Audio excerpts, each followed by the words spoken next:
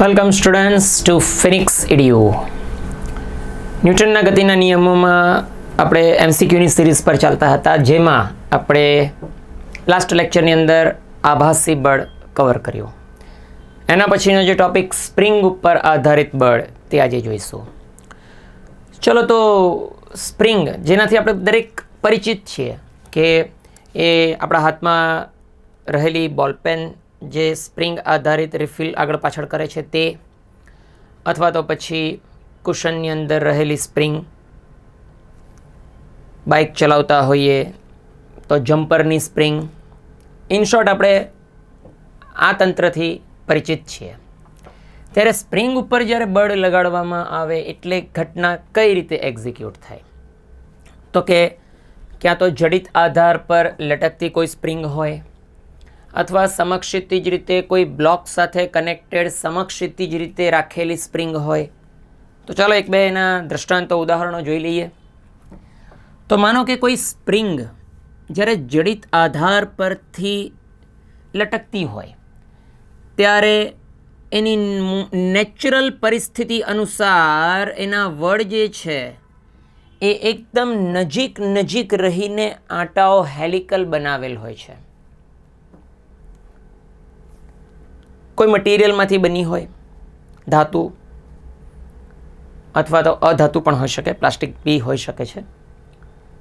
પરંતુ જ્યારે તે તેની નેચરલ સ્થિતિમાં હોય, એટલે કે એના ઉપર જ્યારે કોઈ બાહ્ય બળ ન લાગતું હોય, ત્યારે આ એની નેચરલ પોઝિશનમાં એવું કહી શકાય કે તેના વળ ખુલ્લા થયા નથી, એટલે કે તેની અંદર એક્સ્ટ્રા કોઈ બળ હજી લાગ્યું નથી. ત્યારે જેવું એના ઉપર આપણે બળ લગાવીએ, એટલે કોઈ એપ્લિકેશન આપીએ કે જેને કારણે એમાં લંબાઈ વધશે, અને એવું થતાની સાથે સ્પ્રિંગ જે છે એ એની મૂળ લંબાઈ કરતાં કાંઈક લંબાઈ વધારે છે. બરાબર, સ્વાભાવિક છે, પરિચિત છો તમે કે બોલપેનની સ્પ્રિંગ જો ખોલી કાઢીએ અને પછી તમે એને સ્ટ્રેચ કરો છો તો એ ખેંચાશે.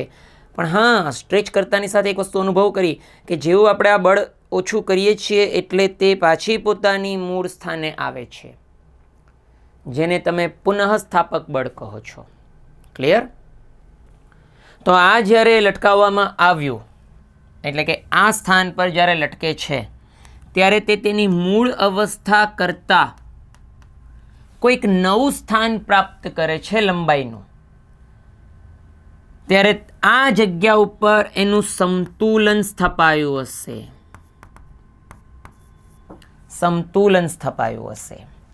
એટલે કે વજન બળ નીચે mg ખરું જે બ્લોકનું છે એ નીચે તરફ એને ખેંચવાનું વલણ બતાવશે. પરંતુ જો આ બ્લોક હટાવી દેવામાં આવે તો ફરી એકવાર આ સ્પ્રિંગ પોતાનું મૂળ સ્થાન પ્રાપ્ત કરી લેશે.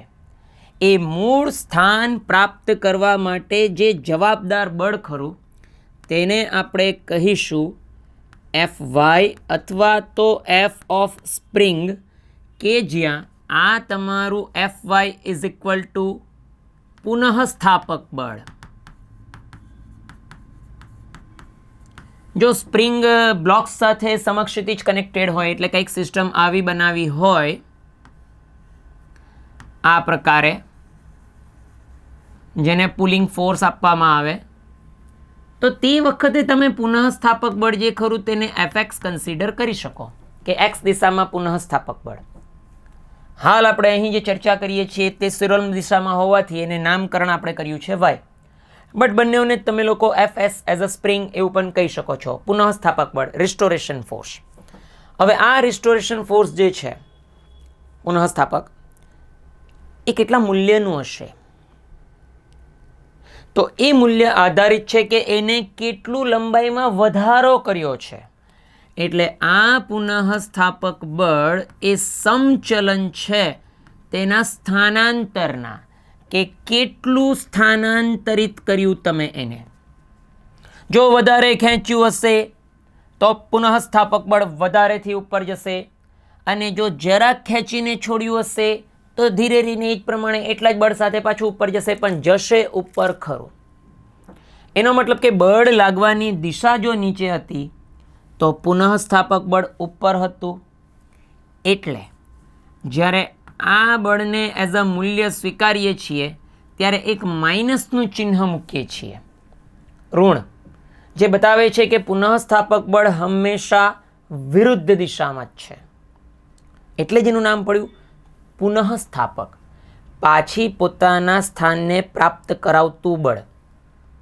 ઓકે, તો એ પુનઃસ્થાપક બળ સમચલન હોવાથી ચલનનું ચિહ્ન જો કાઢીએ તો આપણે કોઈ અચળાંક મૂકવો પડે અને એ અચળાંક આપણે સ્પ્રિંગ બળ અચળાંક કે કહીશું, કે વાય, કે જ્યાં કે બરાબર સ્પ્રિંગ અચળાંક.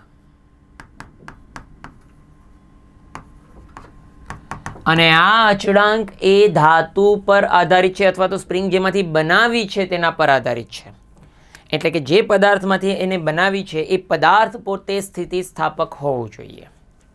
ઓકે, જેમ કે આપણે હમણાં વાત કરી તે પ્રમાણે તમારા બોલપેનની અંદર રહેલી એ જે કોઈ મેટલની સ્પ્રિંગ, તો અલગ અલગ ધાતુ માટે એની ખેંચાવાની જે પ્રવૃત્તિ ખરી, સમાન બળ આપતા ખેંચાવાની પ્રવૃત્તિ જે ખરી એ અલગ અલગ હોય છે.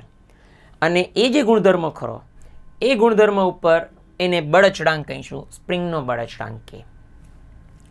કદાચ એવું બી બને કે સેમ મટીરિયલમાંથી બનાવેલી સ્પ્રિંગ હોય પરંતુ તેના હેલિકલ એટલે કે જે વક્ર બનાવે તે એની જાડાઈ એ જો અલગ અલગ યુઝ કરવામાં આવે તો સ્પ્રિંગ બળ અચળાંક અલગ અલગ મળશે. દાખલા તરીકે તમે કમ્પેરિઝન કરો તમારા બોલપેનની સ્પ્રિંગ સાથે તમારા બાઇક કે મોપેડની જમ્પરની સ્પ્રિંગ, તો હાથમાં રહેલી બોલપેનની સ્પ્રિંગને તમે આરામથી બે હાથથી જ ખેંચીને સમજી શકો છો, પણ એ જ કામ જો તમે જમ્પરની સ્પ્રિંગ સાથે કરવા જશો તો તમે બળ લગાવશો પરંતુ તેમાં સંકોચન એટલું નહીં થાય અથવા ખેંચશો તો વિસ્તરણ એટલું નહીં થાય. એટલે સ્પ્રિંગનું પુનઃસ્થાપક બળ બંને કિસ્સાઓમાં કામ કરે. જો એની લંબાઈ વધારવામાં આવે તો વિસ્તરણ સ્વરૂપે સંકોચિત થવાનું વલણ ધરાવશે, જેને પુનઃસ્થાપક બળ કહીશું.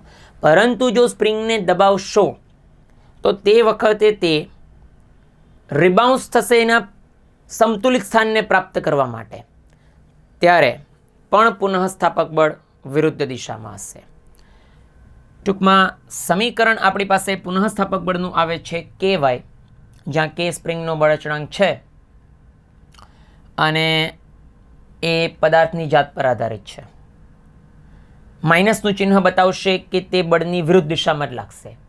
તો સર આ તણાવ બળ જેવું જ છે કંઈક થોડુંક? યસ, એક્ઝેક્ટલી તણાવ બળ જેવું જ છે. પણ તણાવ બળ જે છે એ દોરી પર હતું અને દોરી પોતે પોતાની સ્થિતિને બદલી શકતી નહીં હતી. એટલે દોરી પર જ્યારે એ વજન લટકાવવામાં આવતું હતું તો એ પોતાની લંબાઈમાં વધારો નહીં બતાવીને ક્રિયાબળ બતાવતી હતી, એનું નામ તણાવ બળ. તો અહીંયા જે ક્રિયાબળ મળે છે એ સ્થાન બદલી શકે છે, એટલે આને સ્થિતિસ્થાપક પદાર્થ આપણે કહીએ છીએ. હવે આની અંદર ઉર્જા સ્વરૂપે પણ સંગ્રહ થશે, જે સ્થિતિસ્થાપકીય ઉર્જા કહેવાશે સ્પ્રિંગની, જે હજુ આપણે આની આગળના પ્રકરણમાં અભ્યાસ કરીશું. એક જ સ્પ્રિંગ છે, સ્પ્રિંગની નીચે જ્યારે એક સ્પ્રિંગ લટકાવવામાં આવે તો તેને શ્રેણી જોડાણ કહીશું સ્પ્રિંગોના, એનો પણ અભ્યાસ કરીશું આપણે દોલનો ચેપ્ટરમાં.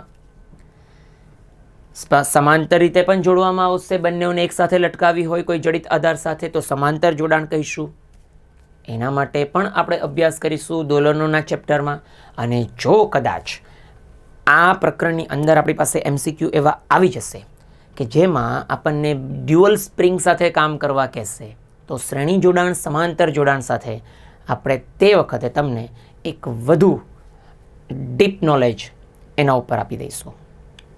તો હાલ અત્યારે નોર્મલી ન્યૂટનના ગતિના નિયમોમાં એક એક સ્પ્રિંગ ઉપર આપણે કામ કરીએ છીએ અને મુખ્યત્વે આપણે સમતુલન અવસ્થા અને પુનઃસ્થાપક અવસ્થા ઉપર કામ કરીએ છીએ, એટલે એમાં દોલનોની પરિસ્થિતિ નથી આવતી. તો આગળનું પ્રકરણ જે આપણે ફિઝિક્સમાં અભ્યાસ કરીશું, ભૌતિક વિજ્ઞાન, તો તેમાં દોલનો નામનું એક આપણું પ્રકરણ આવશે, જેમાં સ્પ્રિંગોમાં થતા દોલનો વિશે માહિતી મેળવીશું. અત્યારે લોલક આપણી પાસે આવ્યું તે સંતુલિત અવસ્થામાં આપણે અત્યારે અભ્યાસ કર્યો, જેમ કે આભાસી બળમાં આપણે એક લોલકનું મેં તમને થોડુંક દ્રષ્ટાંત આપ્યું. તો ત્યાં આપણે એ લોલકને ગતિ કરાવીશું, એટલે કે તેના દોલનો વિશે અભ્યાસ કરીશું. તો ત્યાં એ નોલેજ આવશે, ફર્ધર ડિટેલ આપણે એની ત્યાં મેળવીશું. બરાબર. હાલ અત્યારે આપણે ન્યૂટનના ગતિના નિયમ માટે આ વસ્તુ જરૂરી છે તે તમે સમજી લીધું છે. તો ક્વેશ્ચન્સ જોઈએ, કયા પ્રકારના તમને ક્વેશ્ચન્સ મળશે. ચાલો, એક્ઝેક્ટલી સમક્ષિતિજ સ્પ્રિંગ આપણી પાસે પહેલી આવે છે. તો M1 અને M2 ના બે બ્લોક આકૃતિમાં દર્શાવ્યા પ્રમાણે હલકી સ્પ્રિંગ દ્વારા એકબીજા સાથે જોડેલ છે. જો આપણે દળ M1 ને F બળ વડે દબાણ કરીએ એટલે આપણી પાસે પહેલી પરિસ્થિતિ આવે છે કે દાબીય પ્રવૃત્તિ, એટલે બ્લોકને દબાવવામાં આવે છે. તો પુનઃસ્થાપક બળ કઈ રીતે એક્ટિવેટ થશે? તો કે વિરુદ્ધ દિશામાં એક્ટિવેટ થશે. યસ. જો આપણે આને દબાવવામાં આવે F થી અને દળ M1 માં પ્રવેગ A જે ઉત્પન્ન કરીએ તો M2 માં પ્રવેગની તીવ્રતા કેટલી હશે? સરસ, વેરી ગુડ. તો ચાલો હવે આને સમજવાની જો તૈયારી બતાવીએ. તો દબાવ્યું છે એ કન્ફર્મ M1 ને દબાવ્યું ને, એટલે M1 એકચ્યુઅલી ગતિમાં આવે છે ત્યારે પ્રવેગ છે અને એ A1 છે, પણ આની ગતિની સાથે સ્પ્રિંગ દબાય છે. સ્પ્રિંગ દબાય છે એટલે એનું પુનઃસ્થાપક બળ તૈયાર થવાનું. એ પુનઃસ્થાપક બળ આ દિશામાં તૈયાર થશે, એટલે એ બળને આપણે કહીશું F સ્પ્રિંગ. અને એ જ F સ્પ્રિંગ જે ન્યૂટનના ત્રીજા નિયમ અનુસાર જોડીમાં તૈયાર થશે, તો જે અહીં તૈયાર થશે તે જ અને ધક્કો લગાવવાનું બળ તૈયાર કરશે. એને પણ આપણે કહીશું F સ્પ્રિંગ. અને આ M2 બ્લોક એને કારણે ગતિમાં આવશે, પરંતુ એની ગતિ એ જરૂરી નથી કે M1 જેવી હોય. કારણ કે વિદ્યાર્થીઓ અહીંયા આ બંને જે કનેક્ટેડ છે એ સ્પ્રિંગ સાથે કનેક્ટેડ છે. એટલે પહેલા પોઝિશન કેવી બનશે કે M1 ને જેવું તમે બળ આપો છો, એટલે જરૂરી નથી કે આપતાની સાથે જ આ બાજુ M1 પણ ગતિમાં, M2 પણ ગતિમાં આવે. F જેવું લાગે એટલે પહેલા સ્પ્રિંગ ઉપર કાર્યવાહી થશે, એટલે સ્પ્રિંગ પહેલા દબાશે, પુનઃસ્થાપક બળ ઉત્પન્ન કરશે. એ પુનઃસ્થાપક બળ જો M2 ને ખસેડવા માટે યોગ્ય મૂલ્ય ધારણ કરે ત્યારે M2 ગતિમાં આવશે. એટલે ટૂંકમાં પ્રવેગ M1 અને M2 ના અલગ હશે. એ જ કન્સેપ્ટ છે અહીંયા. તો જો આપણે આની ગતિઓની ચર્ચા કરીએ તો પહેલા બ્લોક માટે શું લખી શકાય? M1 માટે તમે લખશો કે M1 એ જે ગતિ ખરી એ એકચ્યુઅલી કોણે કરી? તો કે F એ કરી. કયું F? નોર્મલ F, જે આપણે લગાવેલું છે નોર્મલ F, બાહ્ય બળ. અને તેનું અપોઝ કોણે કર્યું? તો કે સ્પ્રિંગના પુનઃસ્થાપક બળે, કે જેનાથી વિરુદ્ધ દિશામાં હશે. તો શું એની અંદર કોઈ આંકડા, અંક એવું કંઈ મૂકી શકાય? તો કે ના, હાલ એવું કંઈ મારી પાસે નથી કે કોઈ ડિજિટ આપ્યા હોય, તો હું નથી મૂકતો અત્યારે. તો સેકન્ડ ઉપર જઈએ કે M2 માટે શું? M2 માટે M2A ની ગતિ કોને કરી? તો કે FS, બીજું કંઈ જ નથી. એ કોઈ પણ પ્રકારનું વિરોધ નથી કરતું, બસ એટલું જ એને છે કે આનું મૂલ્ય એટલું થવું જોઈએ કે આને ગતિ મળે. That's it. તો એ તેના હિસાબથી આ એક જ સિમ્પલ સમીકરણ બન્યું. તો આ FSને આપણે આ સમીકરણમાં જો એન્ટર કરાવીએ, કારણ કે FS એ ઉદ્ભવતું બળ છે અને આપણને જે સમીકરણ જોઈશે એ કન્ફર્મ ડેટામાં જોઈશે, જેને કહેવાય કે આપણી પાસે સ્થિર અચળો કોણ હતા? M1 નહીં બદલાય, M2 નહીં બદલાય, F આપણે આપીએ છીએ, તો જવાબ એના સ્વરૂપમાં હોવું જોઈએ. બીજું, A1 આપણને આપી દીધું છે કે M1 પાસે છે, તો જવાબ એના સ્વરૂપમાં જ હોવું જોઈએ. એટલે તમે FSને રિપ્લેસમેન્ટ કરશો ઉપર, તો અહીંયા બનશે M1A1, A1 અને આ A2. યસ, અલગ અલગ છે.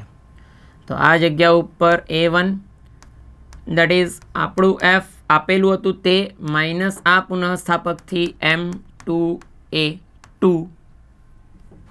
તો M2A2 ને ટ્રાન્સફર કરીએ અને M1A1 પેલી બાજુ ટ્રાન્સફર કરીએ એટલે M2A2 જે Fમાંથી બાદબાકી M1A1 અને A2 જો સબ્જેક્ટ બને તો Fમાંથી બાદબાકી M1A1 નીચે છેદમાં જતું રહેશે M2. તો આ આપણો આન્સર હોવું જોઈએ 4 નંબર.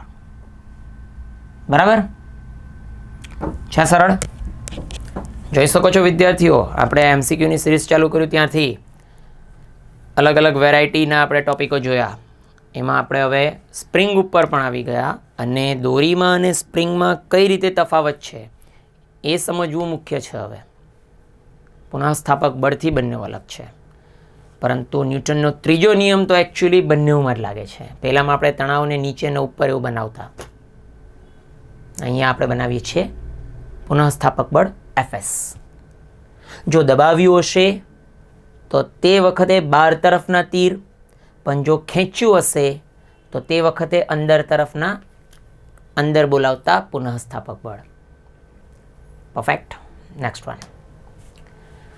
ચાલો જો હવે અહીં 2 સ્પ્રિંગની રચના આપી છે, તો શું શ્રેણી જોડાણ સમાંતર જોડાણના કન્સેપ્ટ છે ખરા? અહીં દોલન નથી થતું, સ્થિર સ્થિતિ છે. એટલે હાલ આપણે શ્રેણી જોડાણ કે સમાંતર જોડાણ ઉપર ચર્ચાનો કોઈ અત્યારે ટોપિક લાવવાનો મતલબ રહેશે નહીં. તો શું થાય છે અહીં જરાક એને સમજીએ. ફ્રી બોડી ડાયાગ્રામ છે. 4 કિલોગ્રામનો બ્લોક 2 હલકી સ્પ્રિંગને બેલેન્સ A અને B દ્વારા લટકાવવામાં આવેલ છે, જે આકૃતિમાં છે જ. તો પછી A અને B બંને સ્પ્રિંગના વાંચન એટલે કે શું હશે અનુક્રમે રીડિંગ. આ પેલી સ્પ્રિંગ કહેવાય છે, પેલા પેપર પસ્તીવાળા જે આપણે વજન કાંટો જે એનો ખરો, જે પેપરની પસ્તી અંદર ઝોલામાં મૂકે અને સ્પ્રિંગથી આમ વજન માપે છે અને કહે છે કે બેન 5 કિલો છે કે સમથિંગ. એક્ઝેક્ટલી આ એ સ્પ્રિંગ છે, વજન કાંટો, સ્પ્રિંગ વજન કાંટો કહેવાય. તો એમાં 4 કિલોગ્રામ દ્રવ્યમાન લટકાવ્યું છે. તો શું થશે? પોતાની સ્પ્રિંગને પોતાનું વજન નથી, એ પહેલી વાત, કારણ કે હલકી એ શબ્દ પ્રયોગ થયો.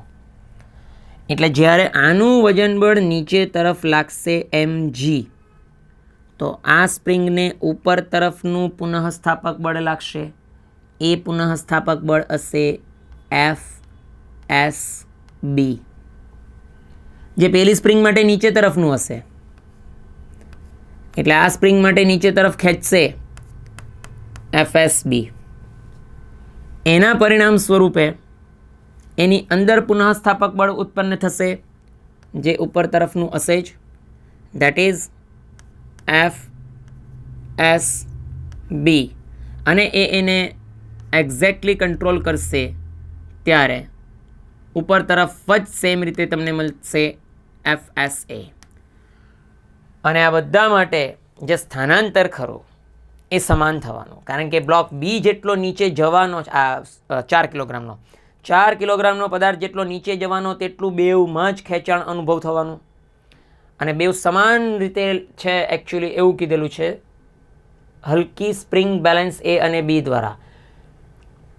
એટલે એનો બળ અચળાંક પણ જો સમાન હોય અને જ્યારે x જેટલું એનું ખેંચાવવું નીચે એ પણ જો સમાન હોય, તો બંને સમાન હોવાને કારણે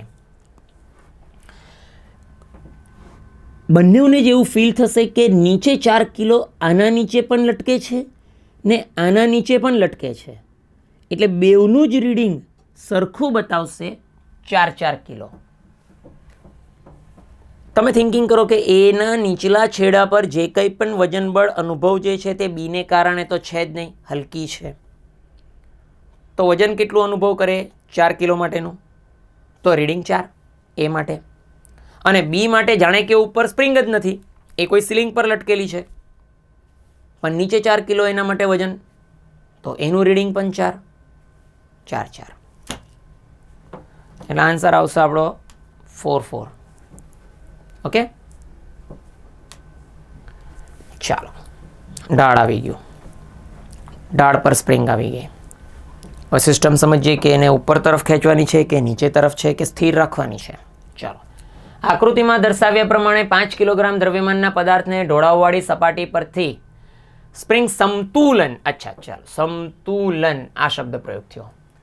તો સ્પ્રિંગનું સમતુલન કેટલું માપન કરશે? તો ભાઈ જો એમાં એવું કે આનું વજન બળ નીચે તરફનું ડબલ્યુ, એ ડબલ્યુ આપણા માટે તો mg ખરું. એમાં તમે આ ઘટક જે બનાવતા હતા એ mg sin થીટા બનાવતા હતા, અને લંબબળ હતું જે mg cos કંટ્રોલ કરે. પણ લંબબળની હાલ આપણને જરૂરત પડવાની નથી, કારણ કે આપણે સ્પ્રિંગ સાથે કામ કરવાનું. તો આ જો એને નીચે ખેંચે તો પુનઃ સ્થાપક બળ પેદા થશે એનાથી વિરુદ્ધ દિશામાં ઉપર, અને સમતુલન શબ્દ પ્રયોગ થયો. એનો મતલબ કે નીચે તરફનું mg sin થીટા જે છે તે કંટ્રોલ થાય છે fsથી, તો સમતુલન છે. તો m એનો ડેટા છે 5 કિલો, g 10 લઈ લઈએ, sin 30, ઓકે. તો fs બરાબર 50, 1/2 25 in ન્યૂટન. થઈ ગયું સરળ. આ જ વસ્તુ દોરીથી જો લટકતું હોતે તો તણાવ બળ પૂછતે. તો તણાવની કિંમત વિદ્યાર્થીઓ કેટલી વિચારો છો તમે? બોલો જોઈએ, કમેન્ટ કરો. 25 કે 50? 25 કે 50? વિચારો કે આ દોરી છે તો માત્ર તણાવ જ ઉપર છે, ત્યારે sin 30 5 10 એ તો તે જ રહેવાનું.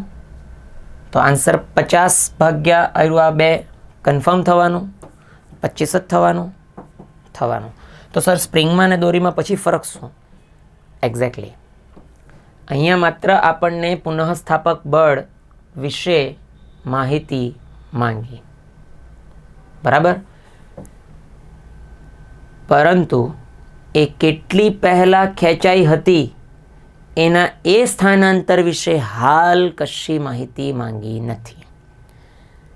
આ જે સ્પ્રિંગ ખેંચાશે ને એ એકચ્યુઅલી અલગ કરે છે એને સાધારણ દોરીથી. બાકી તણાવ જે વર્ક કરે છે એ જ fs સ્પ્રિંગનું પુનઃસ્થાપક પણ છે. પણ આ બેમાં ફરક જે ખરો એ છે એની લંબાઈમાં થતા વધારાનો, એ રોલ છે સ્પ્રિંગનો. એટલે જ્યારે એવા દાખલાઓ કે MCQ આવે ત્યારે જોઈએ આપણે કે એ જે ખેંચાય છે એ લંબાઈમાં વધારાનો શું રોલ એ જે તે MCQની અંદર આપણને વર્ક કરાવે. આગળ જઈએ. તો આ જગ્યા ઉપર આપણી પાસે છે એક સિસ્ટમ કે એક ડાયનેમોમીટર છે જેની અંદર સ્પ્રિંગ હશે. m બરાબર કેપિટલ 6 છે અને સ્મોલ 4 છે, અને આ બંને પદાર્થો જોડેલા છે વચ્ચે ડાયનેમો રાખીને. તો એક પર 20 ન્યૂટનનું ફોર્સ છે અને બીજા ઉપર 10 ન્યૂટનનું ફોર્સ છે. તો ડાયનેમોનું રીડિંગ શું હશે? તો રીડિંગ તો એનું પુનઃસ્થાપક બળ જ હશે. એટલે ટૂંકમાં આપણે પુનઃસ્થાપક બળ મેળવવાનું એવું કહેવાય. તો તંત્ર એક બને છે, અને જેમાં ડાયનેમોને આપણે દળરહિત સ્પ્રિંગને જો સમજીએ તો ત્યારે આખા તંત્ર માટેનો પહેલાં તો પ્રવેગ કેટલો હશે તે આપણે ફાઇન્ડ આઉટ કરવું પડશે. તો ચાલો એના ઉપર સમજીએ. સમતુલનને બધા એક્ઝામ્પલ જે સમતુલન વિશે આપણે મોશન ગતિ જ્યારે તૈયાર કરી હતી તો ઇક્વિવેલન્ટની વાત કરું તો 20 વધારે છે, કન્ફર્મ છે. અને એના માટે આ 6 જે કિલોગ્રામ છે તે દ્રવ્ય પણ વધારે છે. તો સ્વાભાવિક છે કે ગતિ જે બનવાની એ ગતિ આ દિશામાં થવાની. તો ત્યારે આપણે એવું કરી શકીએ કે તંત્રનું દ્રવ્યમાન કેપિટલ M વત્તા સ્મોલ m ઇન્ટુ a. તો કે એને કંટ્રોલ કઈ રીતે થયું? તો કે એ કંટ્રોલ થયું આ 20 ન્યૂટન ખેંચી ગયું, પણ એમાં અપોઝ કર્યું હશે આ 10 ન્યૂટને. એટલે આ બાજુ 6 વત્તા 4 તમે કરો છો ત્યારે આ જગ્યા પર બાદબાકી 10 તૈયાર થાય, એટલે 10/10 1 મીટર પ્રતિ સેકન્ડ સ્ક્વેર તમારા માટે પ્રવેગ મળે છે. અને એ તંત્રનો પ્રવેગ છે, બરાબર, તંત્રનો પ્રવેગ છે. તો હાલ જ્યારે આ સિચ્યુએશન વિચારીએ આના માટે કે પુનઃસ્થાપક બળ એને એફએસ જો રખીએ તો આ એમ બ્લોક માટે શું કહી શકાય? એમ માટે કે બ્લોક એમ જે ગતિમાં આવે છે એ ગતિ આવે છે એકચ્યુઅલી 20 ન્યૂટનથી, અને એમાં એને અપોઝ જે કરે છે એ કરે છે એફ પુનઃસ્થાપક. તો જો કિંમત લગાવું તો આ ટોટલ 6 પ્રવેગ 1 અને 20 માઇનસ એફએસ. તો એફએસ જો કરતા બને તો 20 માંથી 6ની બાદબાકી અને 14 ન્યૂટન તૈયાર. 14 ન્યૂટન આન્સર. રેડી? જોયું? ગતિનો કન્સેપ્ટ પણ આવી ગયું સ્પ્રિંગ સાથે, એટલે પુનઃસ્થાપક બળની વાતો આવી. જે નેચરલી ખાલી દોરી હોતે તો તણાવ. ક્લિયર? ચાલો, આપેલ આકૃતિની અંદર સ્પ્રિંગનું સંતુલનનું રીડિંગ શું હશે? તો કે સિમ્પલ છે. સ્પ્રિંગ જ્યારે બંને છેડે બંધિત હોય ત્યારે એ સ્પ્રિંગમાં ઉદ્ભવતું પુનઃસ્થાપક બળ એ જ એનું રીડિંગ હોય. તો હાલ સિસ્ટમ એવું કહે છે કે 10 kg 10 kg 1 kg બે બાજુ છે. તો ગુરુત્વ પ્રવેગના હિસાબથી આનું નીચે તરફનું વજન બળ mg જે ખરું એ 10 ન્યૂટન તૈયાર તો ખરું, જે આ બાજુ પણ 10 ન્યૂટન જ તૈયાર ખરું. એટલે ટેકનિકલી જોવા જાય તો જે 10 અહીંયાથી ખેંચાશે ને તે જ 10 અહીંયાથી ખેંચાશે, એટલે સમતુલન સ્થપાયું છે. ટૂંકમાં સમતુલન છે. જો સમતુલન છે એટલે કે પ્રવેગ તો નથી. જો પ્રવેગ નથી તો આ તરફ છે એનું તણાવ બળ, અને એ તણાવ બળ કેટલું? દેટ ફોર તણાવ બળ જે mg જેટલું, જેને કહીશું 10 ન્યૂટન જેટલું. હવે જે તણાવ બળ છે તે જ તણાવ બળથી આ બાજુ ખેંચાણ છે, અને એ જ પુનઃસ્થાપક છે સ્પ્રિંગ માટે.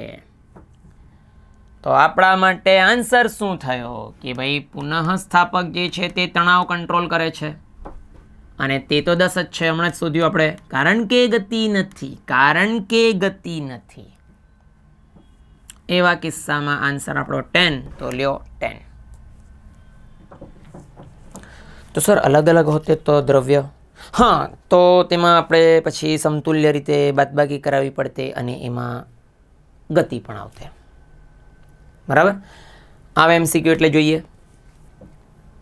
Next one. તો આકૃતિમાં બતાવ્યા પ્રમાણે બે 10 કિલો અને 20 કિલો એવી રીતે બે પદાર્થ છે, અને દળ વગરની સ્પ્રિંગ વચ્ચે છે, જેને 20 ન્યૂટનનું આ તરફથી ખેંચાણ આપવામાં આવે તો 10 kg જમણી તરફ 12 મીટર પ્રતિ સેકન્ડનો પ્રવેગ, એટલે આનો પ્રવેગ આપ્યો છે.